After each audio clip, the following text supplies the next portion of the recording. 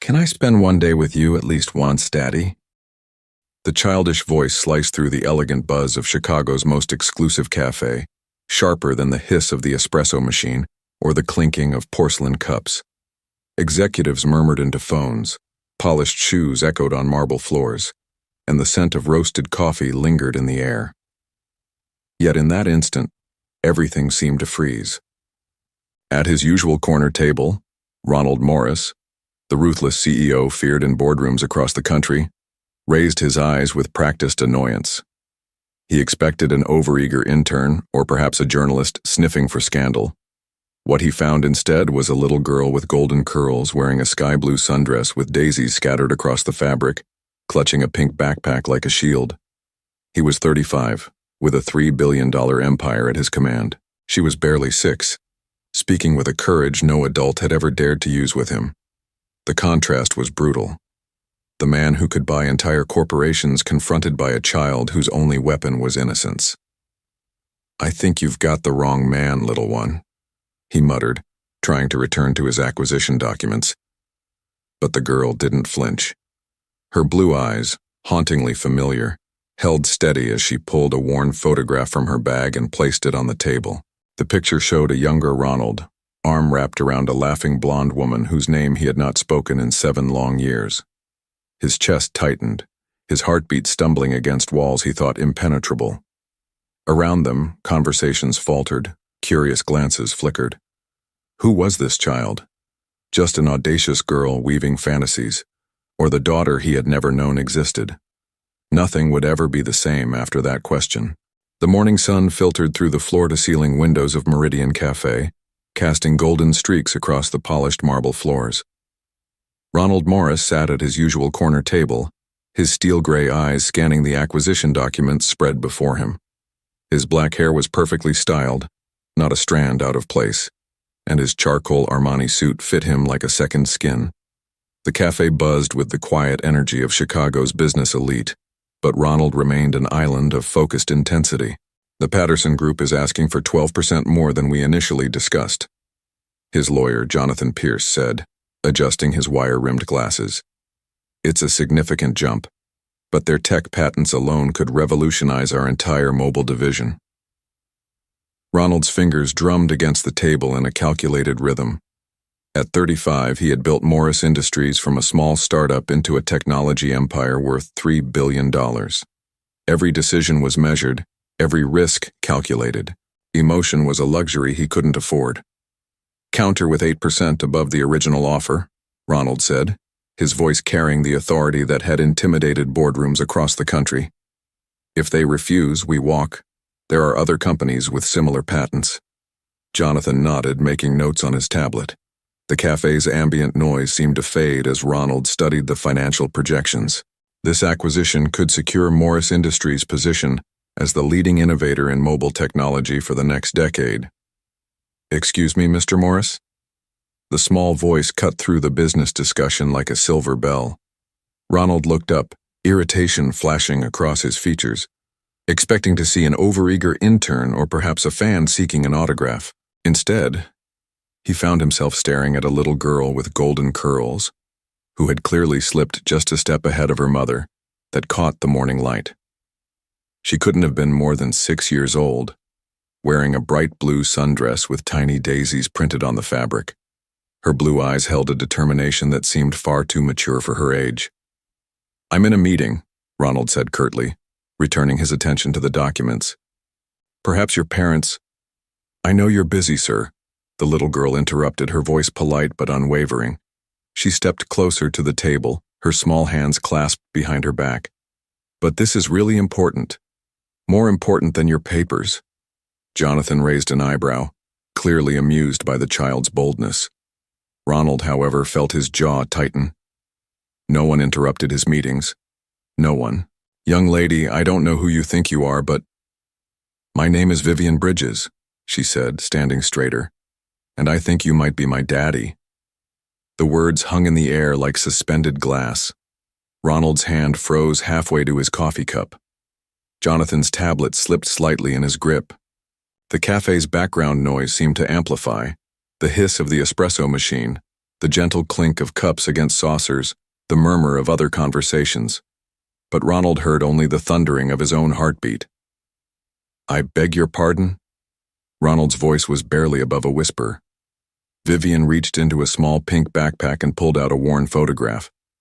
With the solemnity of a diplomat presenting credentials, she placed it on the table between the acquisition documents. The image showed a younger Ronald, his arm around a beautiful blonde woman, both of them laughing at some forgotten joke. They were standing in front of the Chicago Architecture Foundation, the city's skyline gleaming in the background. "Mommy doesn't know I took this," Vivian said, her voice dropping to a conspiratorial whisper. "I found it in a box in our attic. She was looking at it and crying, so I knew it was important." Ronald stared at the photograph, his mind racing back 7 years. Amanda. Beautiful, brilliant Amanda with her infectious laugh and her passion for sustainable architecture. They had met at the International Design Conference where she was presenting her thesis on eco-friendly urban planning. He had been immediately captivated by her intelligence, her wit, and the way she challenged his assumptions about corporate responsibility. "She always gets sad when I ask about my daddy," Vivian continued, oblivious to the storm of memories she had unleashed. "But I remembered your face from the TV when Mommy watches the business news. You're the man who makes the phones that everyone loves, right?" Ronald's throat felt impossibly dry. He looked at this beautiful child, this little girl with Amanda's eyes and nose, but with something in her jawline that reminded him of his own reflection. Could it be possible? "Vivian Marie Bridges, what on earth do you think you're doing?" The voice cracked like thunder across the café. Ronald looked up to see Amanda Bridges hurrying toward their table, her blonde hair slightly disheveled, her blue eyes wide with a mixture of panic and mortification. She wore a simple navy blazer over dark jeans, professional but unpretentious. 7 years had only made her more beautiful, though he could see new lines of worry around her eyes. "Mommy!" Vivian turned with a bright smile. "I found him. I found my daddy, just like I said I would." Amanda's face went through a spectrum of emotions: embarrassment, fear, anger, and something that might have been old pain. Her eyes met Ronald's for the first time in 7 years, and the air between them crackled with unfinished conversations and unanswered questions. "Vivian, sweetheart, we've talked about this," Amanda said, her voice strained as she reached for her daughter's hand. "You can't just approach strangers and—" "But he's not a stranger, Mommy. He's the man in our picture, the one you hide from me." Amanda's face flushed crimson. She glanced around the cafe, acutely aware of the curious stares they were attracting. Ronald Morris was not a man who could have a public scene without it making headlines. "Mr. Morris," Amanda said, her voice formal and cold. "I'm so sorry for the interruption. Vivian, we need to leave right now." But Ronald was staring at Vivian, his analytical mind cataloging details. Her birth would have been sometime in late 2018 or early 2019, which aligned perfectly with their relationship. Her eyes matched Amanda's shade of blue, but the golden flecks and her determined expression were pure Ronald Morris. "How old is she?" Ronald asked quietly. Amanda hesitated, her hand tightening on Vivian's shoulder.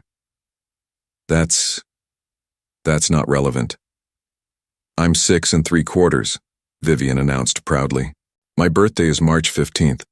Mommy says I was born during the biggest snowstorm Chicago had seen in 10 years.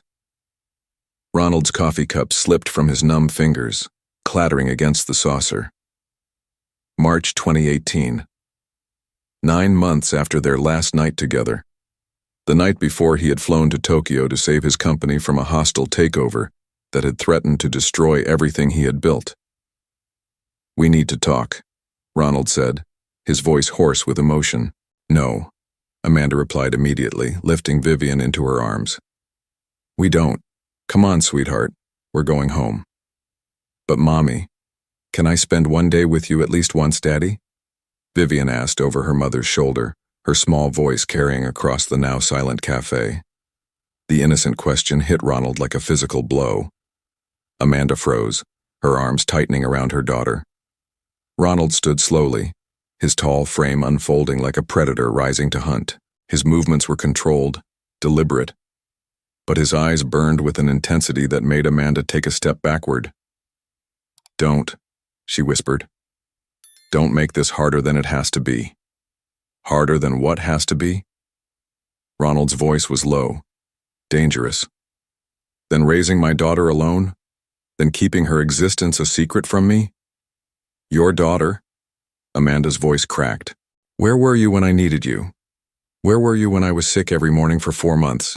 Where were you when she had pneumonia at 2 years old and I spent 3 days in the hospital praying she would be okay?" The cafe had fallen completely silent now. Even the espresso machine seemed to hold its breath. Jonathan gathered his documents quietly, recognizing that this was no longer a place for business. "I'll call you later about Patterson," he murmured to Ronald, but his boss didn't acknowledge him.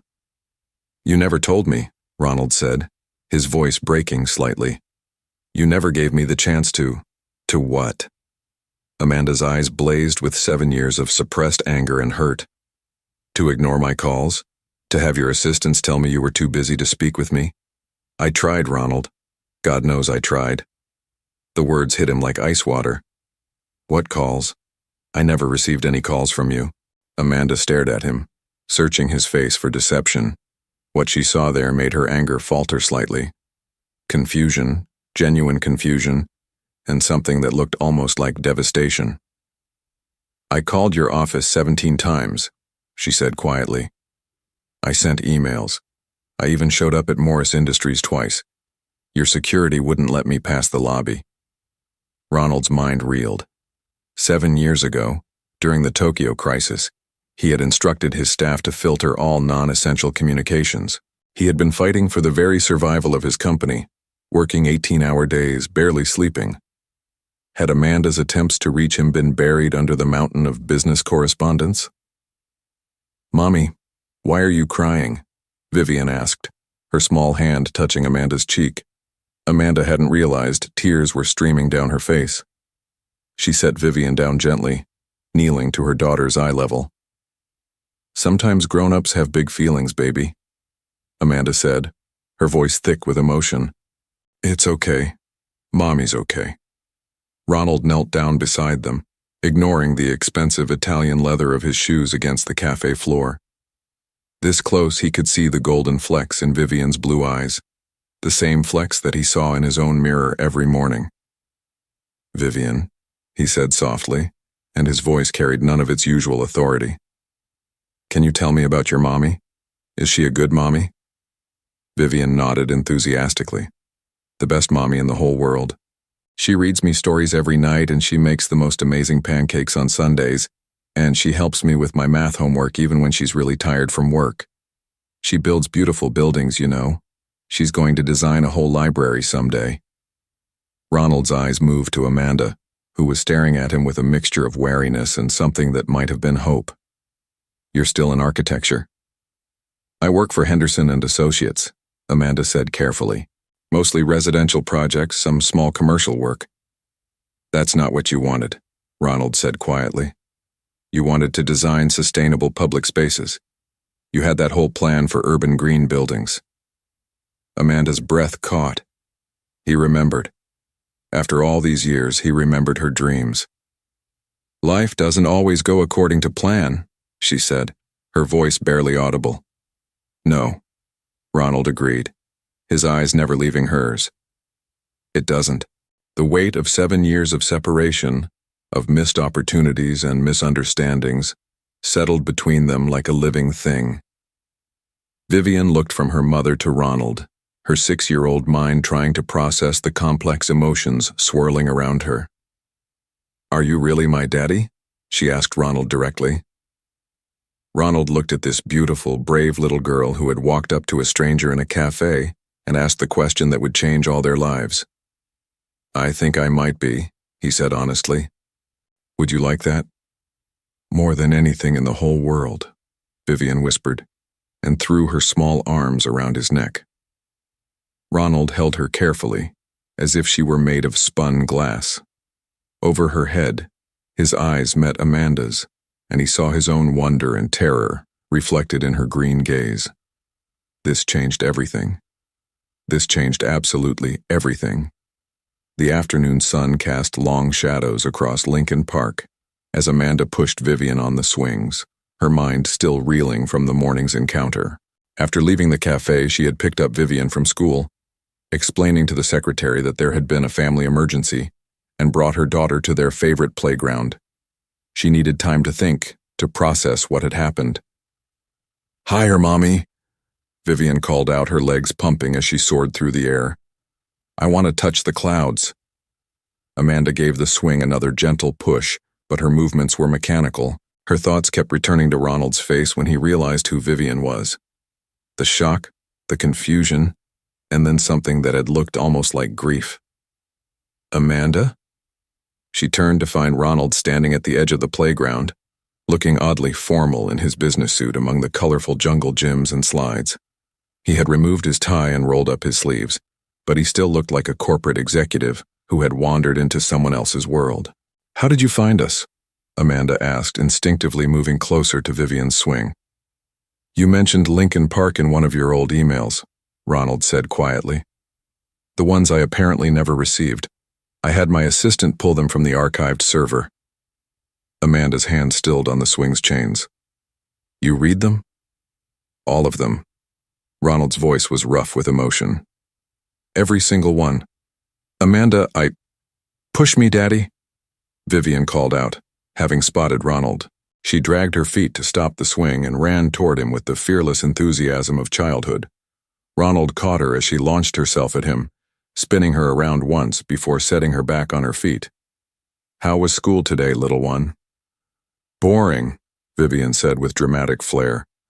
"We learned about butterflies, but I already knew all about butterflies. Did you know they can't see the color red?" "I didn't know that," Ronald said seriously, as if this were crucial business intelligence. "What else did you learn?" As Vivian launched into an animated description of her day, Amanda watched Ronald's face transform. The cold mask of corporate authority melted away, replaced by genuine interest and something that looked like wonder.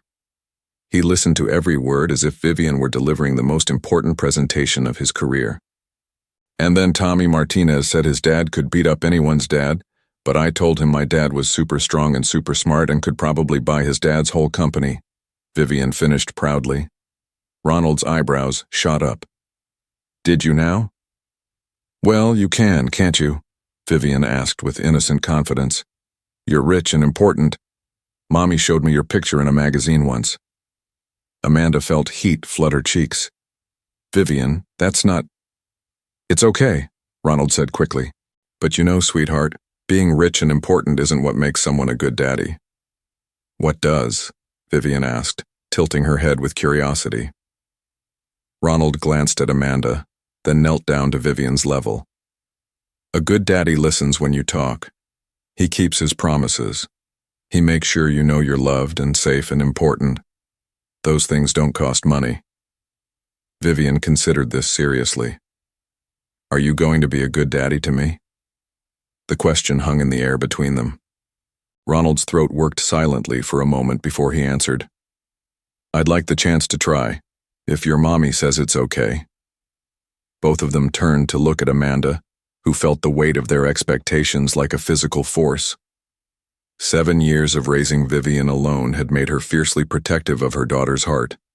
She couldn't let Ronald waltz back into their lives only to disappear again when business called. "We should talk," she said finally. "Privately." "Can I play on the monkey bars while you talk?" Vivian asked, already edging toward the playground equipment. "Stay where I can see you," Amanda called out, then turned to Ronald. They walked to a nearby bench, maintaining a careful distance between them. "I need to understand what happened," Amanda said without preamble. 7 years ago, you promised you'd call me when you got back from Japan. Instead, I got radio silence." Ronald ran a hand through his black hair, disturbing its perfect styling. "The situation in Tokyo was worse than I thought. Yamamoto Industries had been planning the hostile takeover for months. They had insider information, corrupted board members, the works. If I hadn't stayed and fought, I would have lost everything." "So you chose the company over me?" "No." The word came out sharper than he intended. "I never chose anything over you, Amanda." I was 28 years old and watching my life's work crumble around me. I was working 20-hour days, sleeping in the office, barely eating. I told my staff to hold all non-essential calls and emails. And I was non-essential. The hurt in Amanda's voice was still raw after all these years. Ronald turned to face her fully, his gray eyes intense. You were the most essential thing in my life. That's why I was fighting so hard. I wanted to come back to you with something to offer. I wanted to be worthy of you. Amanda stared at him, searching his face for deception. Your assistant told me you were too busy to be bothered with personal matters. Margaret Holbrook, Ronald said grimly. She was zealous in protecting my time. I fired her 2 years later when I discovered she'd been making executive decisions without consulting me. He paused. What did your email say? Amanda's hands twisted in her lap. This was the conversation she'd imagined having 1,000 times, but never like this. The first few were just checking in, wondering when you'd be back. Then I started getting worried. Then I started getting angry. And then? Amanda closed her eyes, the memory still painful. And then I found out I was pregnant and everything changed. I was scared, Ronald. I was 23 years old with a job that barely paid my rent, and I was going to have a baby. I needed to know if you were going to be part of that baby's life. What did the later email say? Ronald's voice was barely a whisper. That I was pregnant. That I understood if you didn't want to be involved, but I thought you had a right to know. That I would handle it on my own if I had to, but I hoped you'd want to be a father. Ronald's hands clenched into fists on his knees. 7 years. 7 years of his daughter's life, gone because of corporate paranoia and overzealous gatekeeping. Amanda, I swear to you, I never received those messages. If I had known, you would have what? Come running back? Given up your precious company? The bitterness in her voice stung because it was partially deserved. Ronald had built his entire identity around Morris Industries. Before meeting Amanda, work had been his religion, success, his only god. I would have been there, he said quietly. For you, for her. I would have figured out a way to make it work. Amanda studied his profile as he watched Vivian navigate the monkey bars with determined concentration. Would you? Really? Or would you have sent money and visited on weekends when it was convenient? The question hit him like a physical blow because he wasn't entirely sure of the answer. 7 years ago, he had been a different man, harder, more focused on achievement than on human connection. Would he have been the father Vivian deserved, or just another wealthy, absent parent trying to buy love with expensive gifts?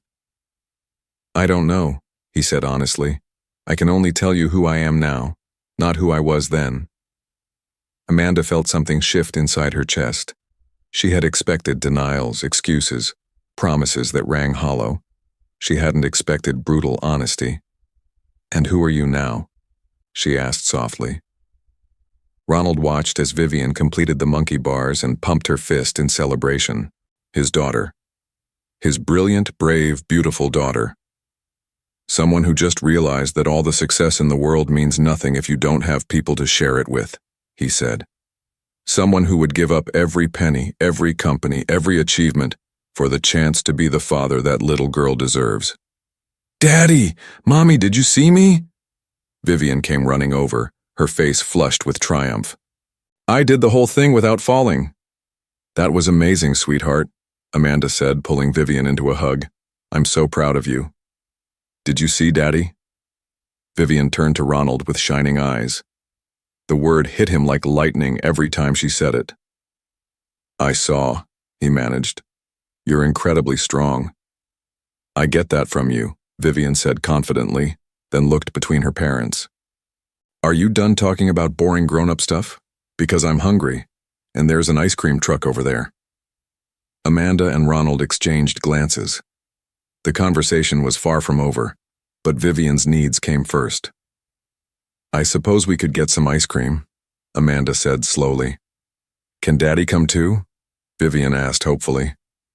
Amanda looked at Ronald, seeing the carefully controlled hope in his gray eyes. If he wants to, I want to, Ronald said immediately. More than anything. As they walked toward the ice cream truck, Vivian between them, Amanda felt the first tiny crack in the wall she'd built around her heart. It was dangerous, letting him back in. But watching the genuine joy on his face as Vivian chattered about her favorite flavors, Amanda began to wonder if maybe, just maybe, some walls were meant to be broken. The following Saturday morning found Ronald standing outside a modest apartment building in Rogers Park, holding a bouquet of daisies, Vivian's favorite flower, according to Amanda, and feeling more nervous than he had before any board meeting or corporate presentation. He had spent the week thinking about nothing but his daughter and the woman who had raised her alone. The building was well maintained, but clearly not luxurious. The kind of place where hard-working families lived modestly, where children rode bicycles in the courtyard and neighbors knew each other's names. It was a world away from his downtown penthouse with its floor-to-ceiling windows and marble everything. "Daddy!" The front door burst open and Vivian launched herself down the front steps into his arms.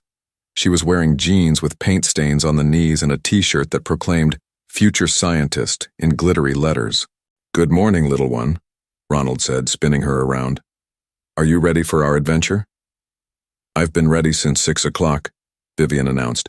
"Mommy said I couldn't call you until 9, but I wanted to call you at 6:30 to make sure you were still coming." Amanda appeared in the doorway and Ronald's breath caught. She was wearing a simple sundress in soft yellow, her blonde hair pulled back in a ponytail, and she looked younger than her 30 years. She also looked tired, and he wondered if she'd slept as little as he had. "Good morning," she said, her tone carefully neutral. "Good morning," Ronald replied, offering her the daisies. "These are for you." Amanda accepted the flowers, her fingers brushing his briefly. "Thank you, that was thoughtful." "So where are we going today?" Vivian asked, bouncing on her toes with excitement. Ronald had spent considerable time planning this day. He wanted to show Vivian his world, but more importantly, he wanted to learn about hers. "I thought we might start with the Shed Aquarium, then maybe the Museum of Science and Industry. And I know a place that makes the best hot dogs in Chicago." "Really? Better than the ones at school?" Vivian asked skeptically. "Much better," Ronald assured her solemnly. "They're so good they should probably be illegal." Vivian giggled, and the sound wrapped around Ronald's heart like sunshine. Amanda watched the interaction with a mixture of warmth and wariness.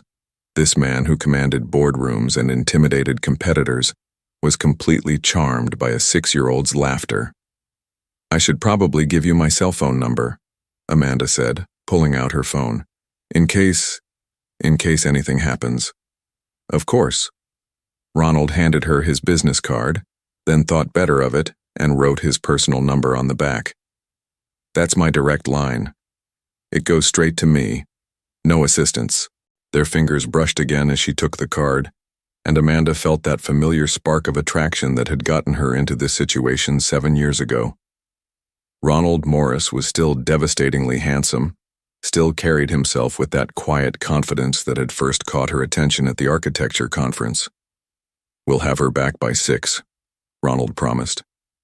"Unless, would you like to come with us?" Amanda hesitated. Part of her wanted to say yes, to spend the day watching Ronald discover fatherhood. But the protective part of her, the part that had survived 7 years of single motherhood, knew she needed to see how they interacted without her buffer. "I think this should be just you and Vivian," she said finally. "Father-daughter time." Ronald nodded, understanding her caution. "Vivian, what do you say we go explore some fish?" "Yes." Vivian grabbed his hand with the complete trust of childhood. "Did you know that seahorses are the only fish where the daddy has the babies instead of the mommy?" "I didn't know that," Ronald said, genuinely impressed. "How did you learn that?" "I read everything," Vivian said proudly. "Mommy says knowledge is power, and I want to be very powerful." Amanda watched them walk toward Ronald's car, a sleek black Tesla that probably cost more than she made in 2 years. But what struck her wasn't the luxury of the vehicle, but the way Ronald was listening to Vivian's chatter about marine biology with complete attention, as if she were delivering a lecture at Harvard. The shed aquarium was busier than Ronald had expected, filled with families and school groups marveling at the underwater displays. He quickly realized that navigating crowds while responsible for a 6-year-old required skills that weren't taught in business school. "Stay close," he said, keeping a careful eye on Vivian as she pressed her nose against the glass of the Amazon exhibit. "Look, Daddy, that's a piranha." Vivian pointed excitedly at a silver fish gliding through the murky water. "They can strip all the meat off a cow in 5 minutes." "That's so disturbing," Ronald said, making a mental note to perhaps monitor Vivian's educational television choices. "Don't worry," Vivian said, patting his arm consolingly. "They only do that when they're really hungry. Most of the time they just eat smaller fish and plants." As they moved through the exhibits, Ronald found himself seeing the world through Vivian's eyes. Everything was fascinating, every fact worth sharing, every creature deserving of wonder. When was the last time he had felt that kind of pure curiosity about anything? "Can we see the dolphins?" Vivian asked, tugging on his hand. "Absolutely." Ronald consulted the map, realizing he was more lost in the aquarium than he'd ever been in a foreign country. "This way, I think." They found themselves in the wrong section entirely, surrounded by jellyfish that pulsed through the water like living galaxies. Vivian was enchanted. "They're so beautiful," she whispered, her face glowing in the blue light of the tank. "Did you know that jellyfish don't have brains or hearts, but they've been alive for over 500 million years? That's longer than sharks." "How do you know all this?" Ronald asked, genuinely amazed by his daughter's knowledge. "I want to be a marine biologist when I grow up," Vivian said matter-of-factly. "Or maybe an astronaut. Or both. Mommy says I don't have to choose just one thing." "Your mommy is very smart," Ronald said softly. "The smartest," Vivian agreed loyally. "She helps me with my science projects and she knows how to fix anything that breaks. And she never gets scared during thunderstorms even though I know she doesn't like them because she holds my hand really tight." Each detail Vivian shared painted a clearer picture of Amanda's life, the life she had built without him. A life of small apartments and careful budgets and being both mother and father to this incredible child. The weight of what Amanda had carried alone for 7 years pressed down on Ronald's chest. "Does Mommy ever get sad?" Ronald asked carefully. Vivian considered the question with the seriousness of a philosopher. "Sometimes. Usually at night when she thinks I'm asleep. But she always smiles in the morning and makes pancakes shaped like Mickey Mouse." Ronald's throat tightened. Amanda had carried her pain in private, protecting Vivian from the sadness of growing up without a father. How many nights had she cried herself to sleep while he lived in oblivious luxury? "Daddy, are you okay?" Vivian had noticed his distraction. "I'm perfect," Ronald said, forcing a smile. "Come on, let's find those dolphins." The dolphin show was everything Vivian had hoped for and more. She cheered and laughed and asked a dozen questions about echolocation and social behavior. Ronald found himself laughing too, caught up in her infectious joy. When one of the dolphins splashed the front rows during a particularly enthusiastic jump, Vivian shrieked with delight despite getting soaked.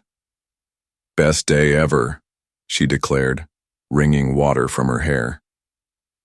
"We're not done yet," Ronald said, pulling out his phone to check the time. "I believe someone was promised the best hot dogs in Chicago." Hot Dogs was exactly the kind of place Ronald Morris had never set foot in before. A tiny storefront with a line out the door, handwritten menus on the wall, and not a single Michelin star in sight. But Vivian took one bite of her Chicago-style hot dog and declared it worthy of scientific study. "The perfect ratio of ketchup to mustard," she announced seriously, making Ronald laugh. "And the pickle has exactly the right amount of crunch." "You sound like a food critic," Ronald said, watching her methodical approach to lunch. "I sound like Mommy," Vivian corrected. "She always talks about ratios and proportions because of her building work. She says everything has to be balanced or it falls down." "Smart advice for buildings and for life," Ronald agreed. As they walked through Lincoln Park after lunch, Ronald felt something shifting inside him. The corporate executive who measured success in quarterly profits was discovering that a 6-year-old's laughter was worth more than any boardroom victory. Every small hand in his, Every excited exclamation, every moment of shared wonder was reshaping his understanding of what truly mattered. "Daddy?" Vivian had grown quieter as the afternoon wore on. "Yes, sweetheart? Are you going to leave again?" The question stopped Ronald in his tracks. They were standing near the pond watching ducks glide across the surface, and Vivian's voice was smaller than usual, uncertain in a way that broke his heart. "What do you mean?" Ronald asked, kneeling down to her level. "Tommy Martinez's daddy left when Tommy was 4. He said he was going to buy milk, but he never came back. Tommy's mommy says some daddies just aren't good at staying." Ronald felt as if someone had reached into his chest and squeezed his heart with ice-cold fingers. "Oh, sweetheart. I don't want you to go buy milk," Vivian said, her blue eyes bright with unshed tears.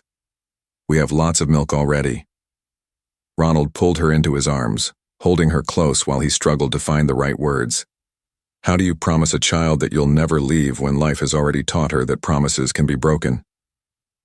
"Vivian, look at me," he said gently, holding her small face in his hands. "I'm not going anywhere.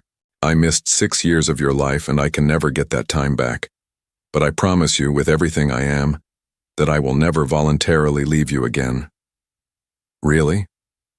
The hope in her voice was almost too much to bear. "Really? You're my daughter, and I love you more than all the stars in the sky. Nothing, no job, no company, no amount of money, is more important to me than you." Vivian threw her arms around his neck, holding tight. "I love you too, Daddy. Even when I didn't know where you were, I loved you." As Ronald held his daughter by the pond, watching the sun set over Chicago, he made a silent vow. He would spend the rest of his life proving worthy of this child's love and trust.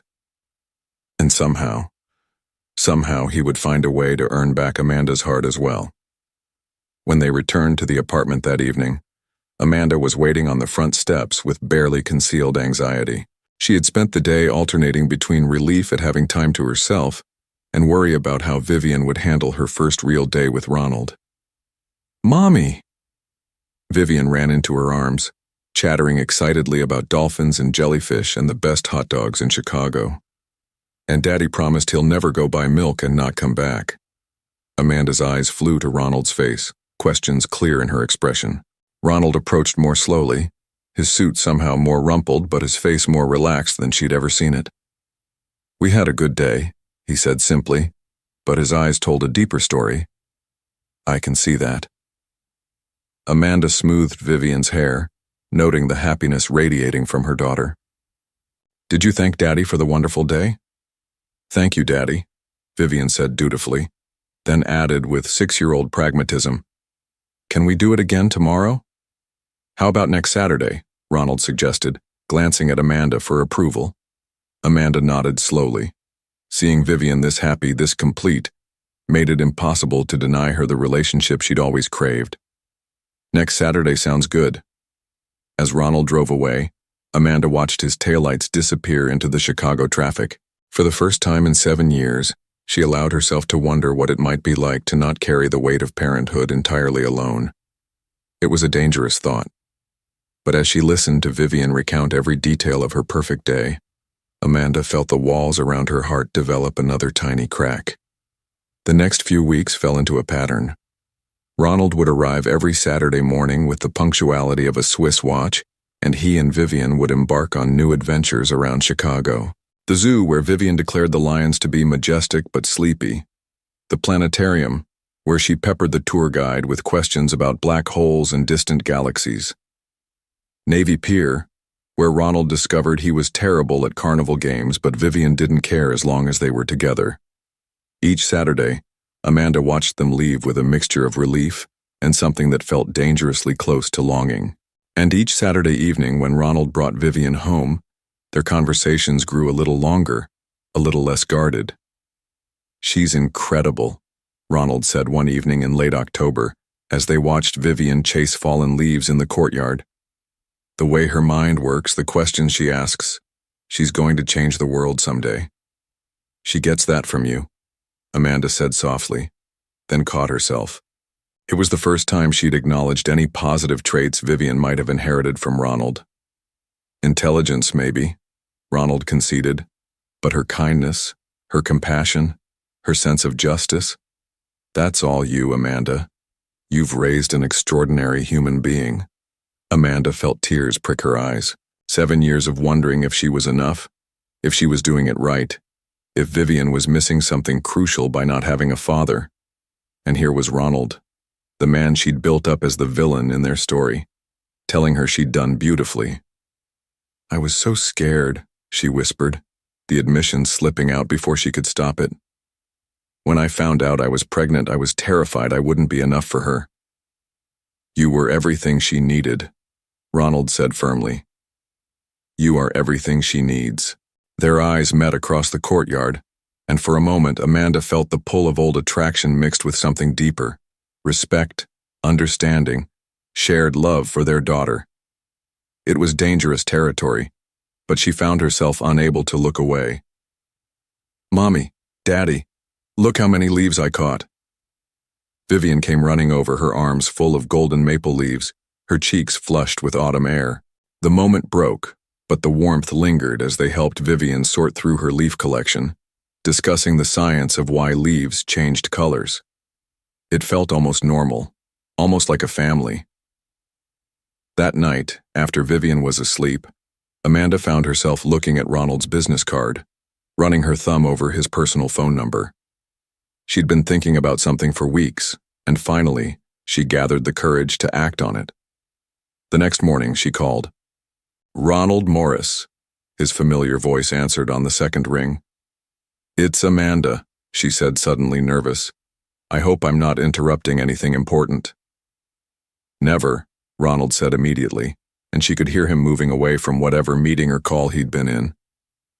Is everything okay? Is Vivian all right? She's fine. She's at school. Amanda took a deep breath. I wanted to ask you something. About work. Oh. Ronald sounded surprised, but interested. What about work? Henderson and Associates just landed a contract to design a new community center in Wicker Park. It's exactly the kind of sustainable public space project I used to dream about, but the client is demanding. They want someone with experience in large-scale commercial projects, and honestly, I'm in over my head. There was a pause. What are you asking, Amanda? Would you consider consulting on the project? Just advice. Nothing formal. I know you're busy, and I know this is probably beneath your usual scope, but yes. The simple word stopped her rambling explanation. Yes? Of course, yes. When do you want to meet? You don't even know the details yet. The budget, the timeline, the specifications. Amanda, Ronald interrupted gently. You could ask me to help you design a doghouse, and I'd say yes. This is your dream project. Of course I want to help. They arranged to meet that Thursday evening after Vivian's bedtime at a coffee shop near Amanda's office. Amanda spent the intervening days alternating between excitement about the project and anxiety about spending time alone with Ronald in a professional capacity. Their interactions had been filtered through Vivian's presence for weeks. How would they be together, just the two of them? The coffee shop was nearly empty when Amanda arrived, her portfolio tucked under her arm. Ronald was already there, studying what looked like building schematics on his tablet. He'd traded his usual corporate armor for dark jeans and a navy sweater, looking more approachable, but no less striking. I ordered you a vanilla latte, he said, gesturing to the cup across from him. You used to love those. Amanda felt a flutter of surprise that he remembered. Thank you. She settled into the chair across from him, pulling out her portfolio. So, the community center. The client wants 15,000 square feet of mixed-use space. Library, computer lab, youth programs, senior services, community kitchen. The budget is tight, and they want LEED certification. Ronald leaned forward, his business instincts engaging. Show me the site plans. For the next hour, they worked through the project details with the easy collaboration that had first drawn them together 7 years ago. Ronald's experience with large-scale projects complemented Amanda's passion for sustainable design perfectly. He suggested structural solutions she hadn't considered, while she pushed him to think beyond mere functionality to the human impact of the space. "What if we oriented the main entrance here?" Ronald said, sketching on her plans, "and used these windows to create a natural flow between the library and the community kitchen. People could see the programming happening, feel invited to participate." "Yes," Amanda's eyes lit up. "And if we use sustainable local materials for the facade, it becomes a statement about community investment. Not just a building, but a symbol." Exactly. Ronald found himself smiling at her enthusiasm. This was the Amanda he remembered. Passionate, brilliant, seeing possibilities where others saw only problems. "I can't believe I'm saying this," Amanda said, sitting back in her chair, "but I think this might actually work. The design, I mean. It's better than anything I could have come up with alone." "It's your vision," Ronald said sincerely. "I'm just helping with the engineering." Amanda studied his face, looking for signs of condescension or false modesty, but found only genuine respect for her abilities. When had anyone last looked at her work with such appreciation? "Why are you doing this?" she asked suddenly. "Helping me, I mean. You could be working on billion-dollar projects instead of community centers." Ronald set down his coffee, considering how much truth he was ready to share. 7 years ago, I let the most important things in my life slip away because I thought business success was the only thing that mattered. I'm not going to make that mistake again. "And you think helping me with this project will somehow make up for the past?" "No," Ronald said quietly. "I don't think anything can make up for the past. But maybe we can build something better in the future. For Vivian. For us." The words hung between them, loaded with possibility and risk. Amanda felt her heart rate accelerate, the familiar dangerous territory of hoping for something she'd convinced herself was impossible. "Ronald," she began, but he held up a hand. "I'm not asking for anything you're not ready to give," he said. "I'm just asking for the chance to prove that I'm not the man who left you 7 years ago. I'm asking for the chance to be worthy of you and Vivian." Amanda stared at him, seeing not the corporate titan or the absent father of her nightmares, but simply a man who seemed as lost and hopeful as she felt. "I don't know if I can trust you," she said honestly. "I don't know if I can trust anyone that completely again." "Then don't," Ronald said simply. "Trust me a little bit at a time. Let me earn it." As they gathered their papers and prepared to leave, Amanda felt something shifting inside her. The walls she'd built around her heart were developing more than tiny cracks. They were developing windows.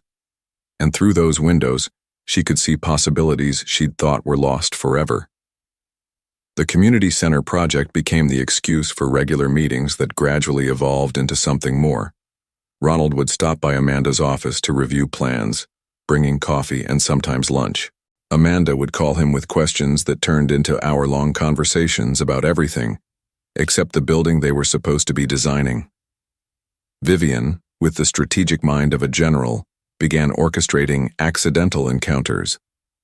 She would suddenly remember that she needed something from the store when Ronald was dropping her off, necessitating a family trip to the grocery store. She would invite him to stay for dinner because she'd made too much mac and cheese. She would develop sudden illnesses that required both parents to pick her up from school. "She's playing matchmaker," Amanda said one evening in November, watching through the kitchen window as Ronald and Vivian built a snow fort in the courtyard. "She's 6 years old," her friend Lisa said, bouncing her own toddler on her hip. "How does she even know about matchmaking?" "She watches too much Disney Channel," Amanda replied, but she was smiling as Ronald let Vivian dump a handful of snow down his back, his laughter echoing across the courtyard. "So it's working?" Amanda's smile faded slightly. "I don't know. Maybe. It's complicated." "What's complicated about it? You love him, he loves you, you have a beautiful daughter together. Sounds pretty simple to me." "It's not that easy," Amanda protested. 7 years, Lisa. 7 years of raising Vivian alone, of learning to be completely self-sufficient. I can't just flip a switch and become part of a couple again." "Nobody's asking you to flip a switch. Lisa said gently. But honey, I've seen you these past few months. You're happier than you've been since I've known you. And that little girl out there? She's glowing. Maybe it's time to stop protecting yourself from happiness. That night, after Vivian was asleep and Ronald had gone home, Amanda stood in front of her bathroom mirror, really looking at herself for the first time in months. Lisa was right. She did look happier. The lines of constant worry around her eyes had softened. She was sleeping better, laughing more, feeling like herself again instead of just Vivian's mom. The next Saturday, instead of watching Ronald and Vivian leave for their usual adventure, Amanda found herself saying, "Would you mind if I joined you today?" Vivian's face lit up like Christmas morning. "Really, Mommy? You want to come with us?" "If that's okay with Daddy," Amanda said, looking at Ronald with nervous uncertainty. "More than okay," Ronald said, his gray eyes warm with something that made Amanda's stomach flutter. "I was hoping you'd ask." They spent the day at the Chicago Children's Museum, and Amanda found herself seeing Ronald in yet another new light. He was patient with Vivian's endless questions, gentle when she grew frustrated with a particularly challenging exhibit, and endlessly encouraging of her curiosity. But more than that, he included Amanda in every decision, every conversation, treating her not as a third wheel but as an equal partner in Vivian's happiness. "I forgot how good you are with kids," Amanda said as they watched Vivian navigate a climbing structure designed to look like a giant tree. "I'm good with one kid," Ronald corrected. "Our kid. She makes it easy." "Most 6-year-olds don't make anything easy," Amanda laughed. "You should see her when she doesn't want to clean her room." "I'd like to," Ronald said quietly. "See all of it, I mean. Not just the Saturday fun times, the homework struggles and the bedtime negotiations and the times when she's cranky and difficult." Amanda felt her breath catch. That's what real parenting is. It's not always museums and ice cream." "I know," Ronald said, his eyes never leaving Vivian. "I want the real thing, Amanda. The good days and the hard days and everything in between." "Why?" The question slipped out before she could stop it. "Why now? You've built this incredible empire. You could have anything or anyone you want. Why do you want this messy, complicated, ordinary life?" Ronald turned to look at her fully, his expression more serious than she'd ever seen it. "Because it's not ordinary. There's nothing ordinary about loving someone so much that you'd change everything about your life just to be worthy of them. There's nothing ordinary about a little girl who's brave enough to walk up to a stranger and ask if he wants to be her daddy. And there's nothing ordinary about a woman who raised that little girl to be so incredible while building a career and maintaining her dignity and never once asking for help she had every right to demand." Amanda felt tears welling in her eyes. "Ronald, I don't want an empire if I can't share it with you," he continued. "I don't want success if it means coming home to an empty apartment every night. I want to help with homework and attend school plays and argue about bedtimes. I want to wake up next to you and fall asleep, knowing that our family is safe and happy and together." "Mommy! Daddy, come see!" Vivian's voice interrupted the moment, but the words Ronald had spoken hung between them like a bridge waiting to be crossed.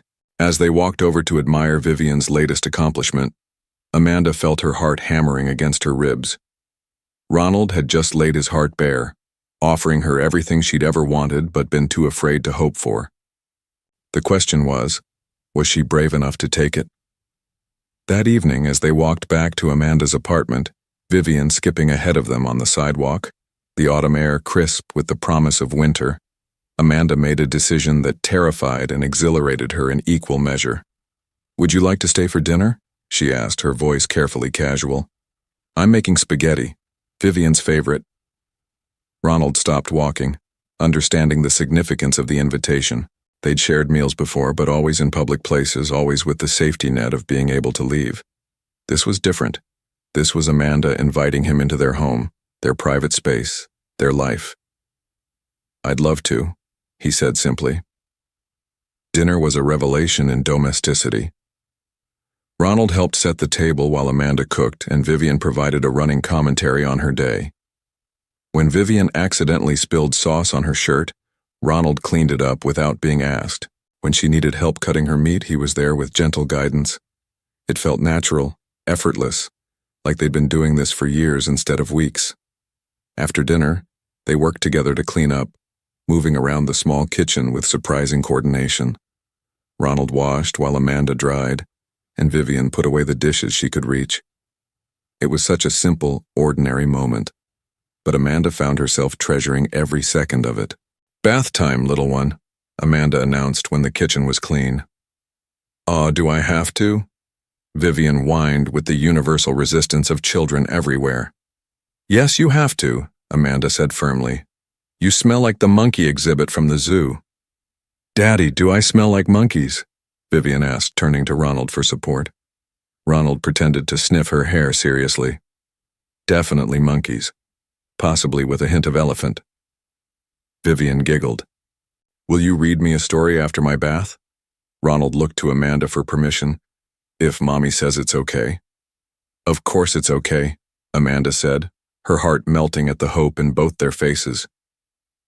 An hour later, Amanda peeked into Vivian's room to find Ronald sitting on the edge of the bed, reading Charlotte's Web in different voices for each character. Vivian was snuggled under her covers, fighting sleep, but determined to hear just one more chapter. And Charlotte worked tirelessly through the night, spinning words that would save her friend. Ronald read, his voice soft and hypnotic. "Just like you worked all night to save your company," Vivian murmured sleepily. Ronald paused in his reading, struck by the unexpected connection. "I suppose it is a little like that." Charlotte was brave, Vivian continued, her eyes drifting closed. "And smart. And she loved Wilbur even when he was scared." Amanda leaned against the doorframe, watching this tender scene between her daughter and the man she was slowly, carefully, allowing herself to love again. Ronald's voice continued with the story, but his eyes found hers across the room, and in them she saw wonder, gratitude, and something that looked very much like home. When Vivian finally fell asleep, Ronald carefully closed the book and tiptoed out of the room. Amanda was waiting in the living room with 2 cups of tea, the apartment quiet except for the distant sounds of the city. "She's incredible," Ronald said, settling onto the couch beside Amanda, careful to maintain a respectful distance. "She's been asking me for weeks if you could read her bedtime stories," Amanda confessed. "I think you just became her new favorite person." "Good," Ronald said with mock seriousness. "I was getting tired of competing with that stuffed dinosaur." Amanda laughed, the sound warm and genuine. They sat in comfortable silence for a moment, sipping their tea and listening to the small sounds of the apartment settling around them. "Ronald," Amanda said finally, her voice barely above a whisper. "What you said today at the museum, did you mean it?" "Every word," Ronald replied without hesitation. "Amanda, I know I have no right to ask this, and I know I have 7 years of mistakes to make up for, but is there any chance you could love me again? Could love me enough to let me try to be the man you and Vivian deserve?" Amanda set down her teacup with trembling hands. This was the moment of truth, the leap of faith that could either complete their family or destroy the fragile peace they'd built. "I never stopped loving you," she whispered, the words torn from her heart like pages from a book.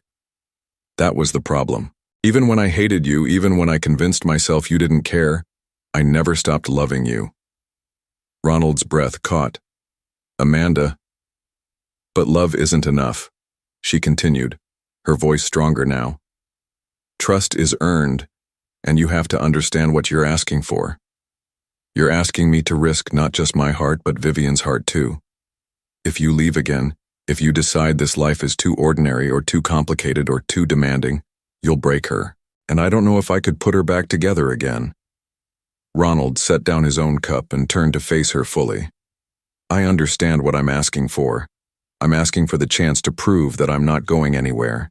I'm asking for the chance to be the husband you dreamed of and the father Vivian deserves. I'm asking for forever, Amanda. Not just the good parts, but all of it. And your company? Your empire? The life you built? We'll be there to support our family, not control it," Ronald said firmly.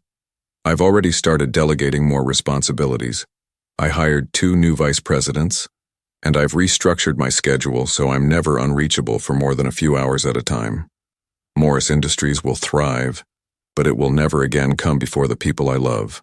Amanda searched his face for any sign of uncertainty, any hint that he might not understand the magnitude of what he was promising. What she saw instead was a man who had looked into the abyss of a life without love and chosen a different path. "I'm scared," she admitted. "So am I," Ronald said honestly.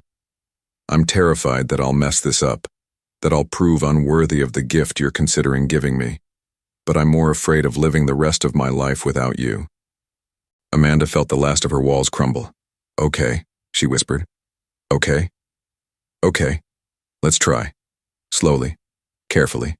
One day at a time. But yes, let's try."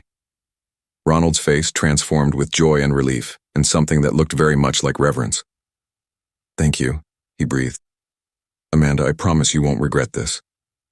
"I better not," Amanda said, but she was smiling through her tears. "Because if you break my daughter's heart, I will personally ensure that you never make another business deal in this city again." "Understood," Ronald said solemnly, then added with a smile. "Though I should mention that Vivian gets her ruthless negotiating skills from both sides of the family." As if summoned by their conversation, a small voice called from the bedroom. "Mommy, I had a bad dream." Amanda started to rise, but Ronald touched her arm gently. "May I?" Amanda nodded, and Ronald padded quietly to Vivian's room. Through the open door, Amanda could hear his soft voice comforting their daughter, promising that he was there, that she was safe, that some dreams were just our minds playing tricks on us. "Will you stay until I fall asleep again?" Vivian asked. "Of course," Ronald replied. "I'll stay as long as you need me to."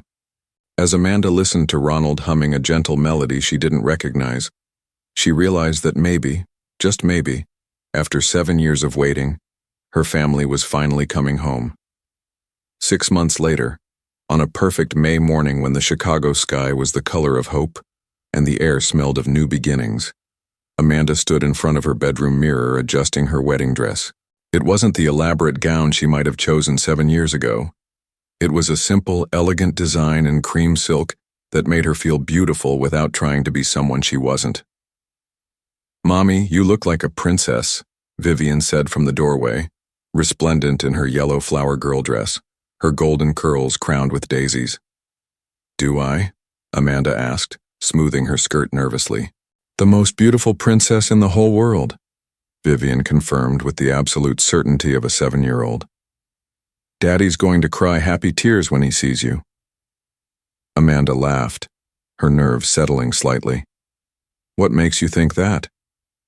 "Because he cries happy tears every time he looks at us," Vivian said matter-of-factly. "He told me so. He said we make his heart so full it leaks out his eyes." The simple honesty of it made Amanda's own eyes fill with tears.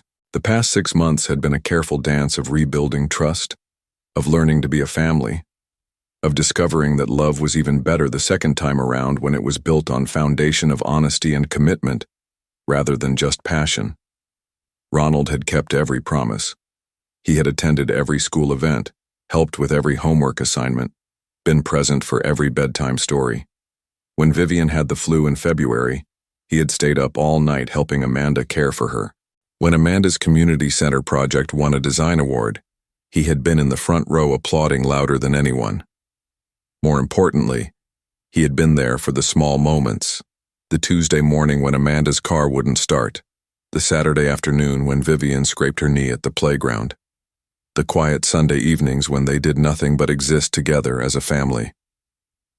"Are you ready, sweetheart?" Lisa peeked her head around the door, looking elegant in her role as maid of honor. "I think so," Amanda said, taking one last look in the mirror. "Lisa, thank you for everything, for listening to me worry, for pushing me to take chances, for being smart enough to recognize a happy ending when I see one." Lisa interrupted with a warm smile. "Now come on, before your groom sends out a search party." The ceremony was being held in the garden behind the community center Amanda had designed, the building that had brought her and Ronald back together professionally and personally. It seemed fitting that their new beginning should be rooted in the place where they had learned to trust each other again. The garden was filled with their closest friends and family, but Amanda saw only Ronald standing at the makeshift altar, looking devastatingly handsome in his charcoal gray suit. His eyes found hers the moment she stepped into view, and just as Vivian had predicted, they filled with tears of pure joy. Vivian walked down the aisle first, scattering rose petals with the serious concentration of someone performing a vital task. When she reached Ronald, she looked up at him and whispered loudly enough for everyone to hear, "Don't cry yet, Daddy. Wait until Mommy gets here." The guests laughed, and Ronald wiped his eyes, grinning down at his daughter. "Too late, little one. I'm already crying."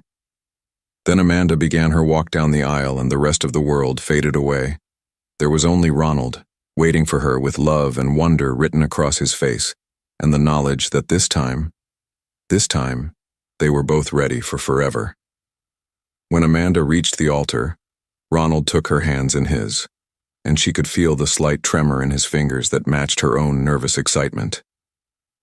"Dearly beloved," the minister began, but Amanda barely heard the words. She was lost in Ronald's eyes, in the promise she saw there, in the future that was finally impossibly within their reach. "Do you, Ronald Morris, take Amanda to be your lawfully wedded wife, to have and to hold, in sickness and in health, for richer or poorer, for better or worse, as long as you both shall live?" "I do," Ronald said, his voice clear and strong. "With everything I am, for all the days of my life I do." "And do you, Amanda Bridges, take Ronald to be your lawfully wedded husband, to have and to hold in sickness and in health, for richer or poorer, for better or worse, as long as you both shall live?" Amanda looked at this man who had once broken her heart, and then spent months carefully putting it back together piece by piece, with patience and love and unwavering commitment. "I do," she said, her voice steady despite the tears streaming down her face. "I absolutely do. By the power vested in me by the state of Illinois, I now pronounce you husband and wife. Ronald, you may kiss your bride." Ronald cupped Amanda's face in his hands, his thumbs brushing away her tears. "I love you," he whispered, for her ears alone. "I love you both so much." "I love you too," Amanda whispered back. "Forever this time." Their kiss was soft, tender, full of promise and hope, and the kind of love that had survived separation and doubt and emerged stronger on the other side. "Finally!" Vivian called out, making the guests erupt in laughter. "Now can we have cake?" 6 months after that perfect May wedding, the Morris family, Ronald, Amanda, and Vivian, sat around the breakfast table in their home, the mansion where Ronald had once lived alone, but which Amanda and Vivian had transformed into something warm and welcoming. The formal dining room had been converted into an art studio where Vivian could work on her increasingly ambitious science projects. The sterile guest rooms now overflowed with books and toys and the beautiful chaos of family life. "Pass the syrup, please," Vivian said politely, cutting her pancakes into precise geometric shapes with the methodical approach she brought to everything. "Here you go, Princess," Ronald said, ruffling her hair as he handed over the bottle. "What's the plan for today?" "Well," Vivian said, consulting the small notebook where she kept her weekend schedules, "I have soccer practice at 10, and then Mommy promised to help me with my science fair project about renewable energy, and then maybe we can all go to the movies if I finish my math homework." "Sounds perfect," Amanda said, settling into her chair with her coffee and marveling, as she did every morning, at the simple miracle of their life together. Ronald reached over and squeezed her hand, the gesture so natural now that she barely noticed it. But Vivian noticed everything. "You two are being mushy again," she informed them, with the long-suffering tone of a child who had learned to tolerate her parents' public displays of affection. "Sorry, sweetheart," Ronald said, not sounding sorry at all. "We'll try to contain our mushiness." "It's okay," Vivian said magnanimously. "I like it when you're mushy. It means you're not going to get divorced like Tommy Martinez's parents." Amanda and Ronald exchanged glances over their daughter's head. Even 7 months after their wedding, Vivian sometimes still worried about the permanence of their happiness. But every day, Every shared meal and family hug and bedtime story was building her confidence that this family was built to last. "Not going to happen, little one," Ronald said seriously. "Mommy and I are stuck with each other forever and ever." "Good," Vivian said with satisfaction, "because I already told my teacher that you're both coming to parents' night next week, and it would be really embarrassing if one of you couldn't make it because of a divorce." "We'll both be there," Amanda promised. "We wouldn't miss it." As they finished breakfast and prepared for their day, Amanda felt that familiar wave of gratitude wash over her. Their life wasn't perfect.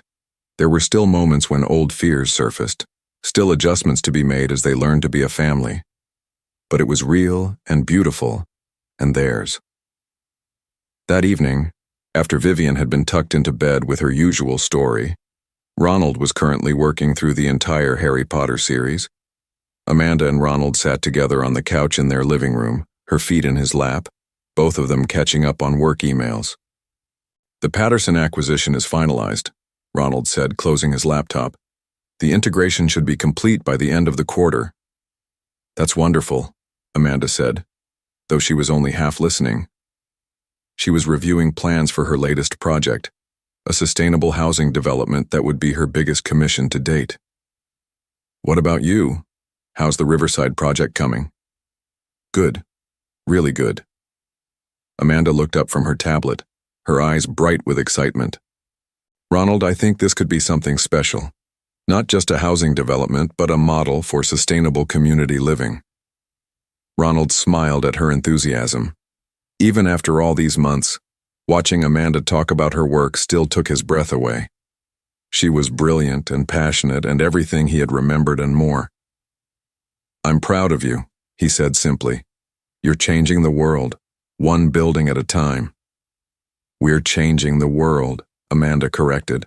"None of this would be possible without your support." "Our daughter's going to grow up thinking this is normal," Ronald said with wonder, "having parents who love each other, who work together, who are present for every important moment." "Is that what you think about?" Amanda asked, setting aside her tablet to give him her full attention.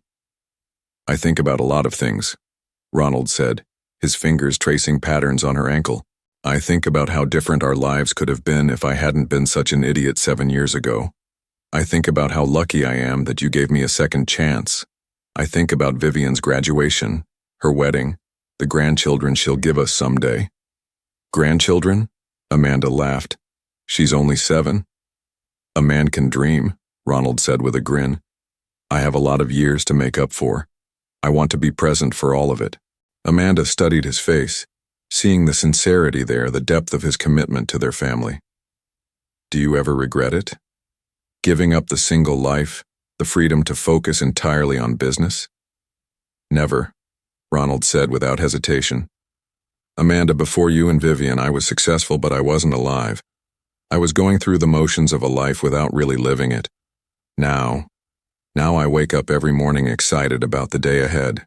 Not because of what deals I might close or what profits I might see, but because I get to spend another day with the 2 people I love most in the world." "Even when Vivian has meltdowns about homework?" "Especially then," Ronald said with a laugh.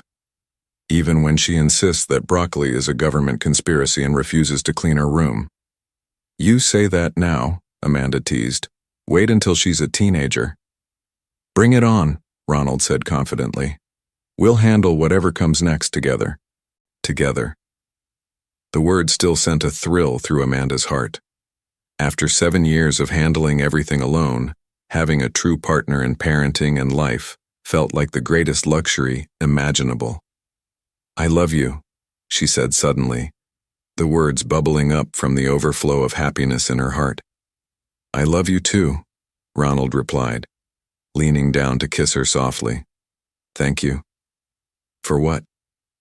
"For giving me a family. For giving me a life worth living. For answering when a brave little girl asked if she could spend one day with her daddy at least once." Amanda smiled, remembering that morning in the café that seemed like a lifetime ago. "She did rather force the issue, didn't she?" "Best thing that ever happened to me," Ronald said firmly. "That little girl changed my entire world in one sentence. As if summoned by their conversation, they heard small footsteps padding down the hallway. Vivian appeared in the doorway, clutching her stuffed dinosaur and looking slightly sheepish. "I couldn't sleep," she announced. "There's a storm coming and the thunder is too loud." Amanda started to get up, but Ronald was already moving. "Come here, princess," he said, making room on the couch between them. "We'll keep you safe from the thunder." Vivian climbed onto the couch and snuggled between her parents, sighing contentedly as they wrapped their arms around her. Outside, the storm that had been threatening all evening finally broke, sending rain against the windows and thunder rolling across the Chicago sky. "Tell me the story," Vivian said sleepily, her head on Ronald's chest. "Which story?" Ronald asked, though he already knew the answer. "The story about how you and Mommy found each other again." It had become Vivian's favorite bedtime story. The tale of how a little girl had been brave enough to approach a stranger in a café and ask the question that brought her family together. Ronald had told it so many times that it had taken on the rhythm and cadence of a fairy tale. "Once upon a time," Ronald began, his voice soft and warm, "there was a little girl who was smarter and braver than anyone else in the whole world. She had golden hair like sunshine and blue eyes like the ocean, and she had a very important question that needed an answer." "What was the question?" Vivian asked, even though she knew every word of the story by heart. "The question was," Ronald continued, looking down at his daughter with infinite love, "can I spend one day with you at least once, Daddy?" "And do you know what happened when she asked that question?" "Everything changed," Vivian whispered, her eyes drifting closed as the familiar story worked its magic. "Everything changed," Ronald confirmed, "because sometimes the most important questions are the ones that scare us the most to ask, and sometimes the most beautiful families are the ones that have to find each other twice." "And they all lived happily ever after," Vivian murmured, already half asleep. "They all lived happily ever after," Amanda agreed, watching the storm rage outside while feeling nothing but perfect peace within the circle of her family's arms. As thunder rolled across the sky and rain drummed against the windows of their home, Ronald Morris, the man who had once thought success could be measured in dollars and market share, held his wife and daughter close and knew with absolute certainty that he was the richest man in the world. Not because of the empire he had built or the deals he had closed, but because a brave little girl had walked up to him in a café and asked a question that changed everything. "Can I spend one day with you at least once, Daddy?" The answer, it turned out, was yes. Yes to one day and all the days after that and all the days still to come. Yes to family dinners and homework help and bedtime stories. Yes to soccer games and science fairs and all the beautiful ordinary moments that make up a life worth living. Yes to forever. Outside, the storm raged on, but inside their home, surrounded by love and laughter and the unshakable knowledge that they belonged together, the Morris family slept peacefully. And in her dreams, Vivian was already planning their next adventure. Because when you have a family like this, every day is an adventure worth having. We'd love to hear your thoughts on this beautiful love story. Let us know what you thought of this tale full of emotions and surprises. Tell us your name, where you're watching from, and rate this story from 0 to 10 if it touched your heart. And if you enjoyed the plot, don't forget to leave a like and subscribe to the channel so you don't miss the amazing new stories coming soon. See you next time.